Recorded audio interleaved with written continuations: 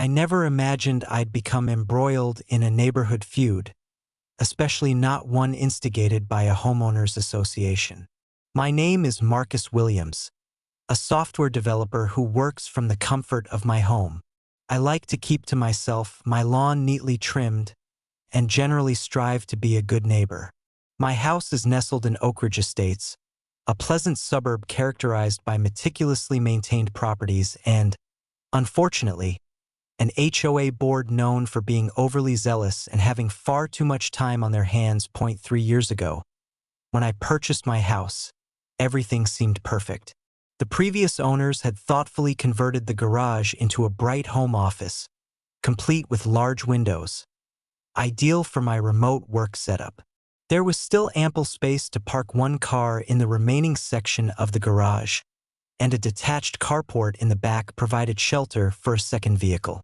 This arrangement suited me perfectly until Patricia Henderson moved in next door and, predictably, was elected to the HOA board just 6 months later. Patricia, or Pat as she insisted on being called, despite introducing herself as Mrs. Henderson, homeowner at new residence, was a woman in her mid-50s.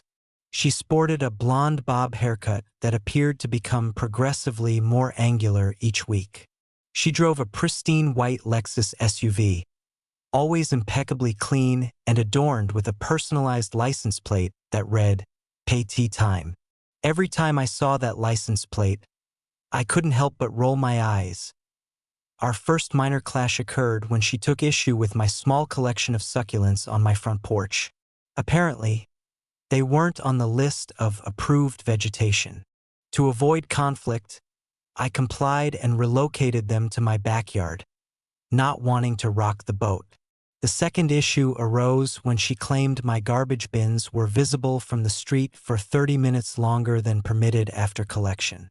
Again, I adjusted my routine, bringing them in earlier, hoping that would be the end of it. But with Patricia Henderson, there was always something else. The color of my mailbox, the bird feeder in my backyard, apparently attracting undesirable wildlife, the delivery packages left on my porch while I was in meetings. Each minor infraction warranted a printed notice in my mailbox, a text message, and occasionally an in-person visit. During these visits, she would stand uncomfortably close and speak in that saccharine tone that made my skin crawl. "Marcus, honey," she'd purr. "We all have to follow the same rules. It's what keeps our property values high, you understand, don't you? I'm just doing my job as a board member." I maintained my composure through it all, addressing each complaint while minimizing interaction. My strategy was reasonably effective until the carport incident. One rainy Tuesday morning, I was on an important video call with clients when I heard a car horn blaring incessantly from my driveway. I tried to ignore it, but after 5 solid minutes, I had to excuse myself from the meeting. Stepping outside, umbrella in hand, I found Patricia in her white Lexus, parked squarely under my carport. Repeatedly pressing the horn and glaring at me through her windshield, I approached cautiously. She rolled down her window just enough to speak, keeping the rain out. "Marcus, you need to move your car. I've been sitting out here getting wet." I blinked, rain pattering on my umbrella. "I'm sorry, what?" "That's my carport, Patricia." She rolled her eyes dramatically. "The street is flooded near my driveway, and I didn't want to risk water damage to my car. Your carport was empty, so I assumed you wouldn't mind if I used it temporarily." I glanced over and, indeed, my car was in the garage section of the house. I'd parked it there after bringing in groceries when the rain started. The carport was temporarily empty, but that didn't make it public parking. "Patricia, I'm in the middle of an important work call, and this is my property. You can't just park here without asking." Her face tightened. "Well, I'm asking now. Just move your car out of the garage so I can pull in there instead. The carport doesn't have walls, and rain is blowing in." The sheer audacity left me speechless for a moment. "No, Patricia, I'm not moving my car. This is my property, and I need you to leave now." She glared at me for what felt like a full 30 seconds before finally shifting into reverse. I'll be speaking to the board about this. There should be emergency provisions for these situations. You're being very unreasonable, Marcus. As she backed out, she deliberately drove through a puddle, splashing muddy water all over my shoes and pants. That evening, I received an email from the HOA with the subject line, "Proposed Amendment for Community Emergency Vehicle Accommodations," which would require residents with excess parking accommodations to make them available to neighbors during emergency weather events. Patricia was, of course, listed as the contact person. I forwarded the email to a lawyer friend who confirmed what I already knew. They couldn't legally force me to allow others to park on my property. She helped me draft a firm response to the entire board, not just Patricia, hoping that would be the end of IT. Wasn't. The following weekend, I returned home from grocery shopping to find a white Lexus SUV parked in my actual garage, not the carport. The garage door was open, the vehicle was inside, and Patricia was nowhere in sight. I sat in my car for a moment, trying to process what I was seeing. How had she gotten the garage door open? Then I remembered, during a previous HOA inspection, she'd asked for access to check some wiring supposedly visible from outside. I had given her the code to the exterior keypad, never imagining she would abuse it. There was a note taped to the interior garage door. Marcus had to attend an emergency board meeting. My driveway is being resealed today, and I couldn't park on the street because of construction on Maple. Used your garage since you were out. Thanks for understanding, Pat. I stood there, note in hand, unable to believe the level of entitlement. She had entered my property without permission, used my garage door code without authorization, and left her car in my space with nothing but a casual note, as if we had some pre-existing arrangement. I closed the garage door, went inside, and immediately changed the code on the keypad. Then, I disabled the manual override button inside the house by removing its battery. Finally, I texted Patricia a simple message. "I see you've parked in my garage without permission. The code has been changed. Please contact me when you return so we can discuss this breach of privacy."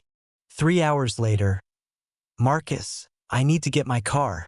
Please open the garage." I waited 15 minutes before responding, "I'm in a meeting. Will be free in an hour.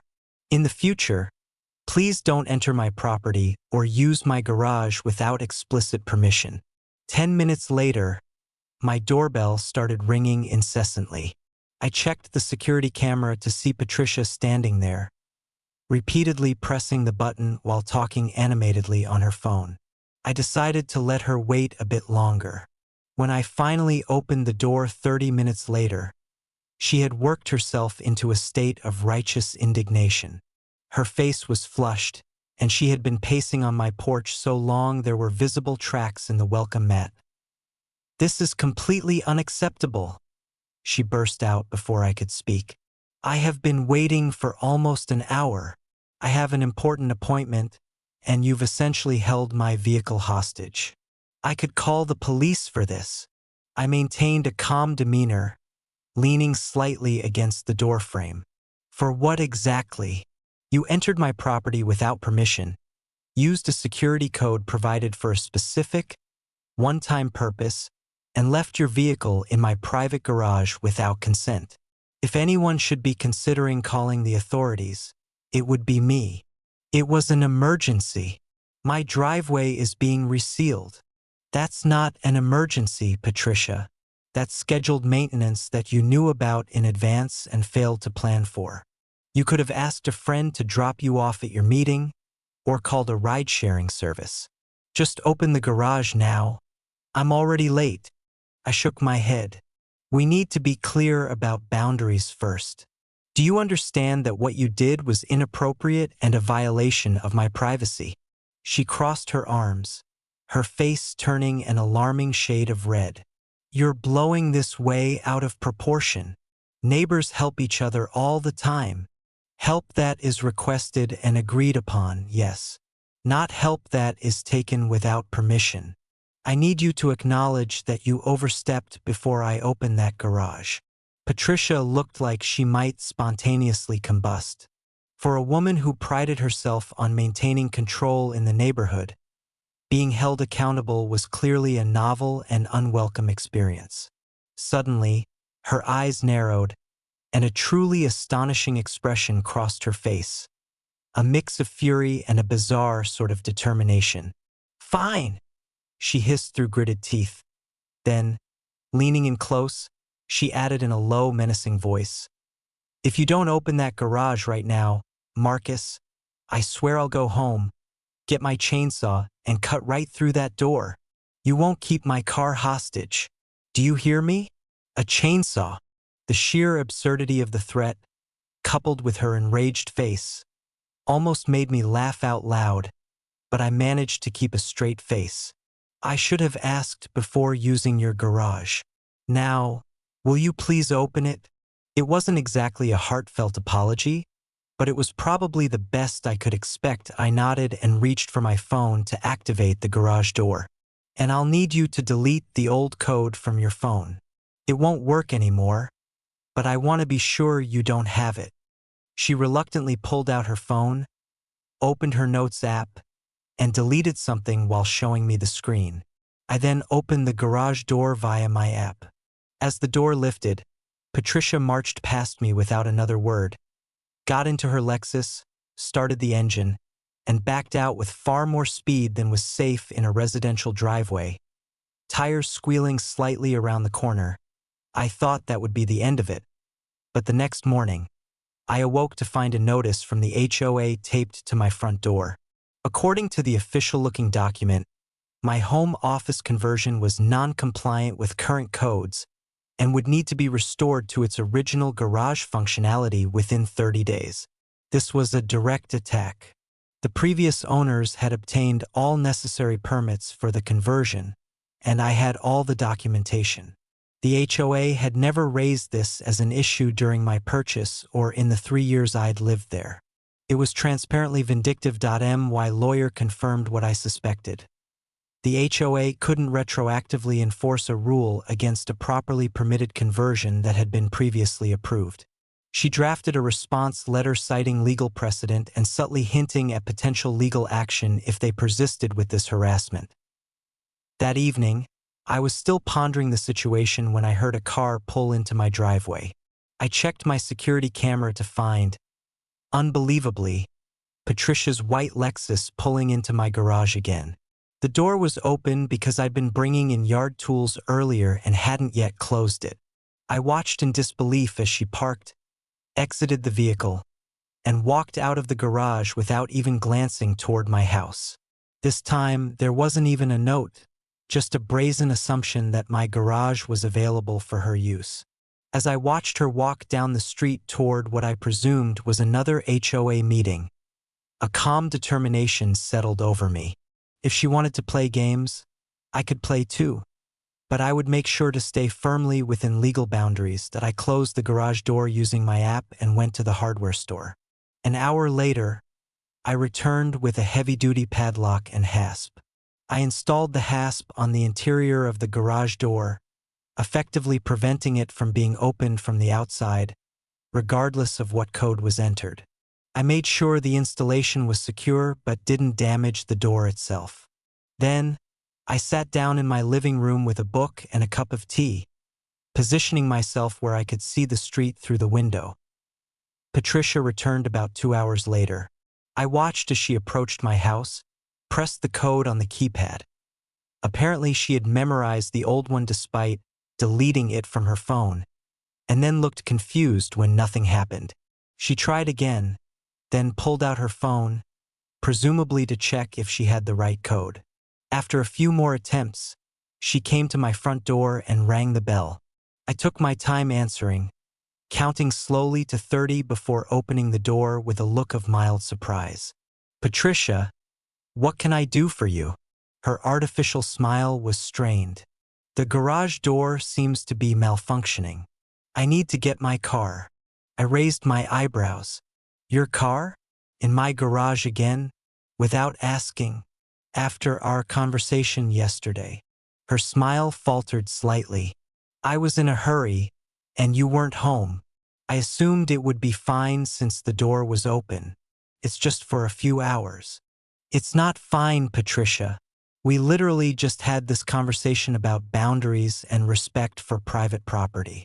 You're trespassing, and you've once again taken something without permission. Look, I don't have time for this. Just open the garage. The board meeting ran long, and I need to get home. I've installed a manual lock on the inside of the door, I said calmly. For security purposes, you understand. After finding unauthorized people entering my garage, I felt it was necessary. Her eyes widened. You locked my car in your garage? That's illegal. You can't hold my property hostage. I secured my own property after repeated invasions of privacy, I corrected. Your unauthorized parking doesn't give you any rights here. But don't worry. I'll be happy to open it tomorrow morning around 9 a.m. Tomorrow morning? She nearly shrieked. That's outrageous. I need my car now, and I needed you to respect my property and privacy. But we don't always get what we need, do we? I kept my voice even. You've left me notices, filed complaints, tried to create new HOA rules targeting me specifically, and repeatedly entered my property without permission.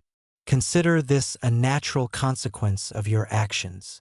I'll call the police, she threatened, pulling out her phone. Feel free, I replied with a shrug. I have security camera footage of you entering my garage without permission, documentation of our previous conversation where you acknowledged doing the same thing was inappropriate, and a lawyer on retainer who will be fascinated to hear about the pattern of harassment you've been engaging in. I'm sure the officers will be very interested in all of that. She stared at me, phone in hand, clearly calculating whether this was a bluff. After a tense moment, she lowered the phone. This isn't over, she said in a low voice. The board will hear about this. I'm sure they will, along with my lawyer and possibly the local news if necessary. I've documented everything, Patricia. Every notice, every text, every security footage clip of you entering my property without permission. If you want to escalate this, I'm prepared.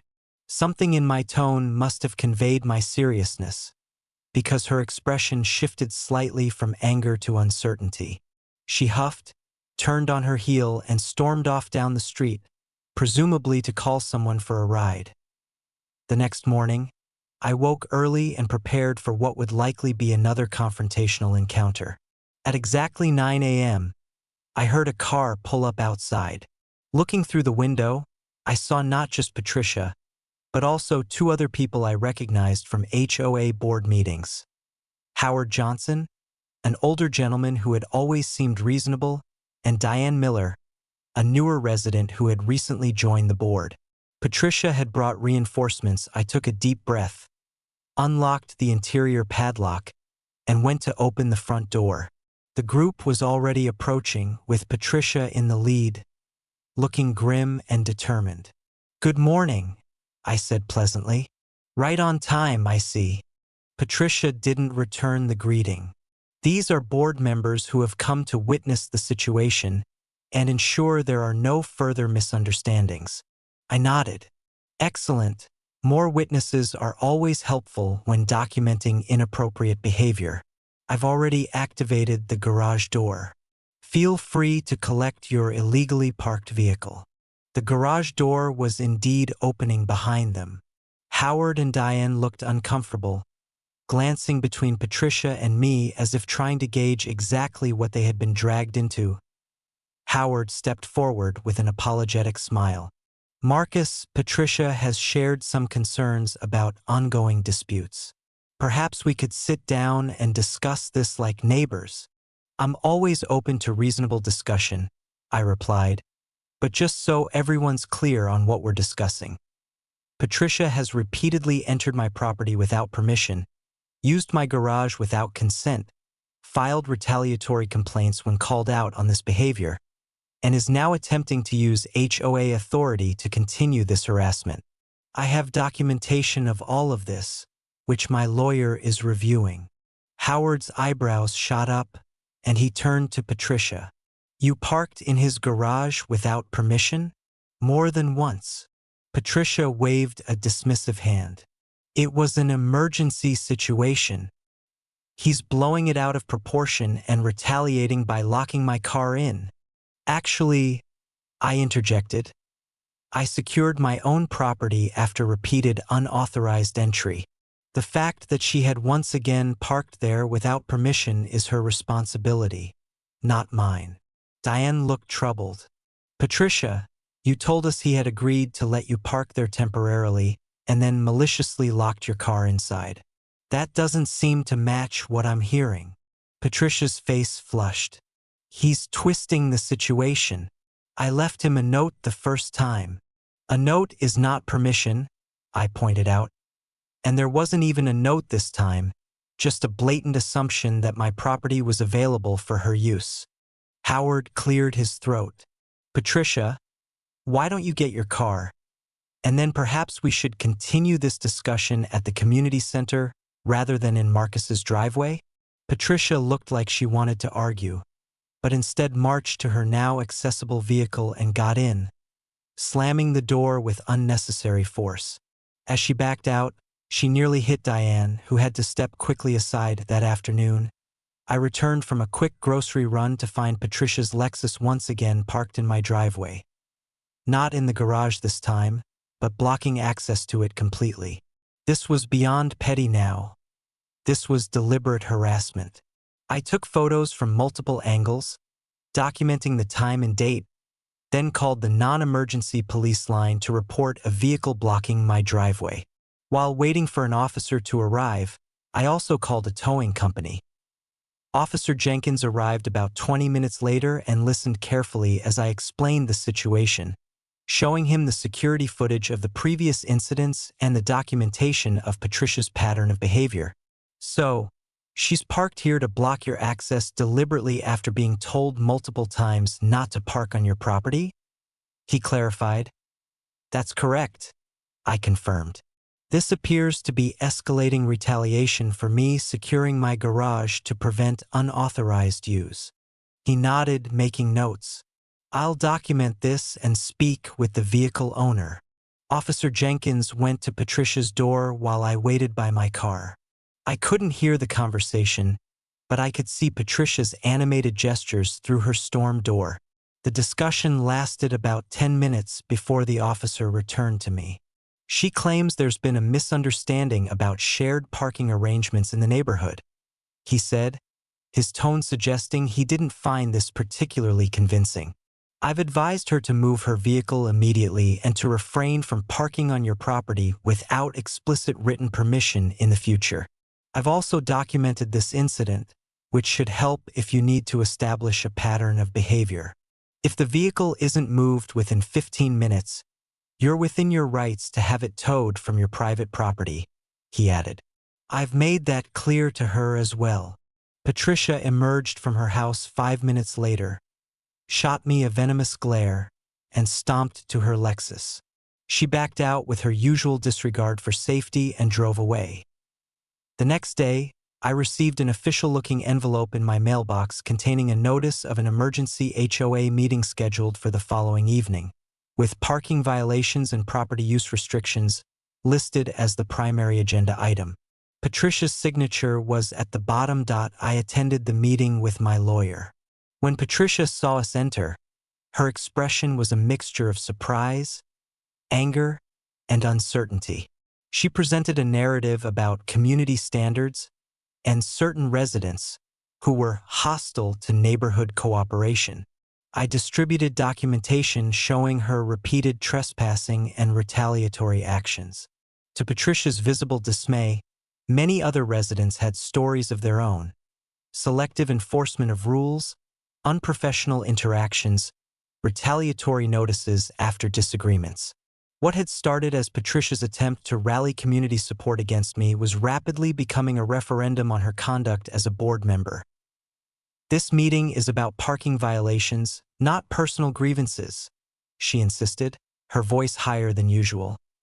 Actually, Howard interjected, this meeting is about community concerns, which clearly extend beyond parking. The meeting concluded with plans to review HOA governance procedures. Patricia was later removed from the board at the next official meeting, and Howard was elected as the new board president, bringing a more collaborative approach to neighborhood governance. Patricia listed her house for sale 3 weeks later. The day she moved out, our eyes met briefly across the street. I raised my hand in a small wave, acknowledging our shared history. She gave a tight nod before driving away in her Lexus, still with the pay time license plate. I never saw Patricia Henderson again, but her legacy lived on in a more balanced HOA, in a neighborhood that had come together against petty tyranny. As for my garage, I removed the padlock but kept the security cameras. Some lessons are worth remembering, even after the teacher is gone.